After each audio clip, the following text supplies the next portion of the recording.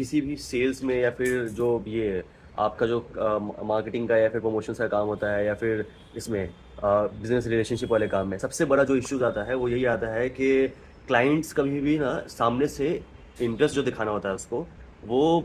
उस लेवल का इंटरेस्ट दिखाता नहीं जितना आप एक्सपेक्ट करते हो। आप क्लाइंट से एक्सपेक्ट करोगे कि भाई बंदे को मैं फ़ोन करूं और उसके बाद बोलूँ डेमो के लिए, फिर आधे घंटे बाद फ़ोन करूं और डेमो हो जाए। तो ऐसा होता नहीं है हर बारी। कुछ अगर क्लाइंट्स दिखा करते हैं ऐसा तो बहुत अच्छी बात है, बट ऐसा मोस्ट ऑफ द टाइम नहीं होता है। होता ये है कि क्लाइंट्स को आप फ़ोन करते हो तो क्लाइंट अगर बात सुन रहा है आपकी और क्लाइंट बात सुनने के बाद फिर उस पर रिएक्ट भी कर रहा है और बोल रहा है, इंगेज भी कर रहा है कि हाँ ठीक है चीज़ है, I will get back to you, या फिर मैं आपको अगर बताता हूँ या फिर आपको टाइम दे देता है डेमो का, तो आपको उस पर रहना पड़ेगा कि भाई इसने जो टाइम दिया है उस पर हम करके उसको क्लोज करें। और अगर थोड़ा सा भी डिले हुआ, मतलब 2 दिन 3 दिन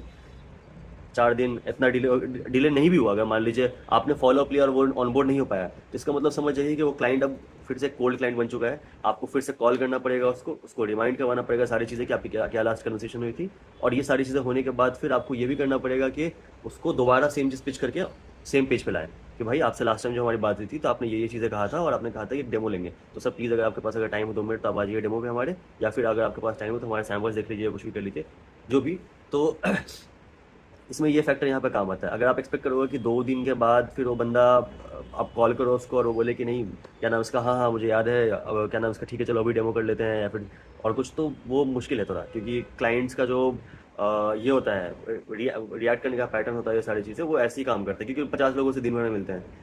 50 लोगों का कॉल आता है उनको किसी न किसी चीज़ के लिए। परचेज में तो उनको वेंडर्स का कॉल आएगा, अगर सेल्स मार्केटिंग में है तो क्लाइंट का कॉल आएगा, प्रमोशंस में है तो और भी कोऑर्डिनेशन के लिए कॉल आता है, फाइनेंस में तो बिलिंग वेलिंग के लिए कॉल। तो ये सारी चीज़ों के लेकर उनका खुद के पास प्री ऑक्यूपाइड टाइम होता है, जो कि ऑलरेडी वो इधर उधर इन्वेस्ट कर रहा होता है। तो उनके पास ये चीज़ कभी नहीं होती कि आप कॉल करो, सामने से एक बार बात करो और वो बंदा